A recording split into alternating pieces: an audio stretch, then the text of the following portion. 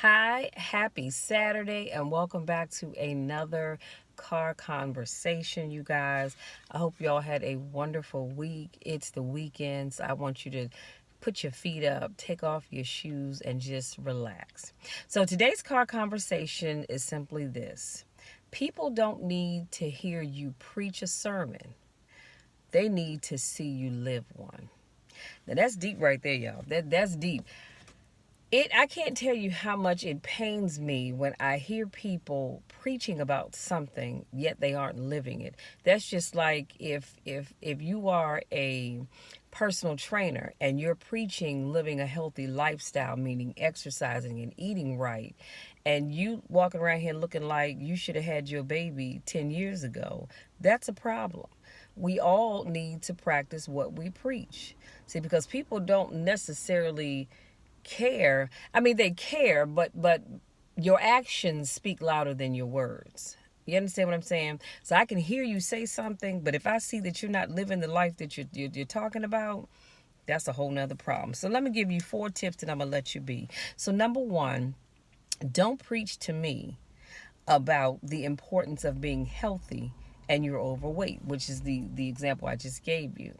Don't do that. See, because you can't sit and tell me how I need to get my weight together, but you walking around here looking like a mess coming and going.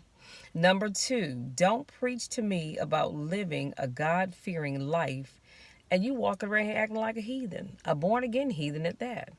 So, and it's interesting because a lot of times people will preach about the goodness of the Lord and how God provides and all of that, but then to one crowd. Now, let me say this, because they'll say that to this crowd over here, but then they get over here with this crowd of people and they're talking about, oh honey, I don't know how I'm going to do this. I don't know how I'm going to get my bills taken care of this month. I don't know how I'm going to do this, that, and the other. But when you were with the group over here, you were talking about how God is going to make a way. But then you get over here, the real you comes out. You afraid. You don't trust that God is going to do what he said he was going to do. Number three, don't preach to me about being faithful and you're the biggest cheater on the block. That's a problem. And you see where I'm going with this. So it's not the examples that I'm giving, they're not concrete. They're not set in stone because there's many examples that I could give. However, these are just ones that I came up with because I just want you to understand you've got to be careful about what comes out of your mouth and how you're really living, because sometimes those things don't line up, and that is a problem if what you're saying doesn't line up with your actual everyday life. That is a huge problem, because that to me says that you don't truly believe what you're saying. You're just saying it so that you can make other people feel good. Okay. So going back to what I was talking about, don't preach about being faithful. And the Bible says if you're faithful over little, he will give you a lot. And that's just in every area of your life. But then you out here and you can't be faithful in your relationships. You're not faithful in your engagements. You're not faithful to what you said you were going to do. Stop doing that. And then number four, don't preach to me about living my dreams and you've given up on yours a long time ago. I can't tell you how many times I've talked to people and they say, Michelle, I am so proud of you. I've been watching you for a while. I love what you do. And I believe God is going to bless you to go far and do many great things. And then in the next breath, you say, well, I once had aspired to do whatever it is you aspired to do. But yeah, I gave up on that dream a long time ago. I'm glad that you recognize the good that I'm doing, but I don't want to hear you telling me you gave up on your dreams. So, because what that says to me is, Michelle, I believe you can do it. I can't do it. Don't do that. So we've got to be very careful about what we're preaching to other people. When I say preaching, I'm not talking about standing in a pulpit with a robe and a collar on and preaching to people. That's not what I'm talking about. Excuse me. I'm talking about talking to people, encouraging people, because trust and believe, the stuff that I encourage you all to do and to be and all that other good stuff on my channel, I'm living the things that I'm encouraging you all to do, because I don't believe in telling you to do something that I'm not already doing myself. When I talked about investing in yourself, I can talk about investing in your, telling you to, I can talk about how you need to invest in yourself, because I've invested in me, and I'm continuing to invest in me because I believe in the process. So I'm not going to sit here and tell you how you should invest in yourself. That's like saying buy my product, but I don't support other people's businesses. No, we don't do that. That's not how that goes. Don't ask people to buy your product, but you're not out here supporting other folks. Don't do that. And again, don't encourage people to invest in them again by spending money in your business, but you don't spend money in somebody else's business. I'm thankful that I have a coach who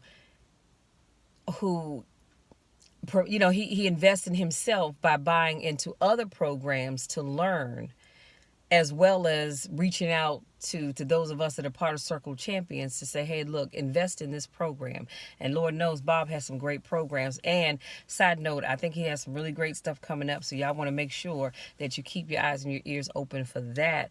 But I said all of that again to say, don't preach to anybody about why they need to live their dreams when you've given up on yours, because now you're contradicting yourself.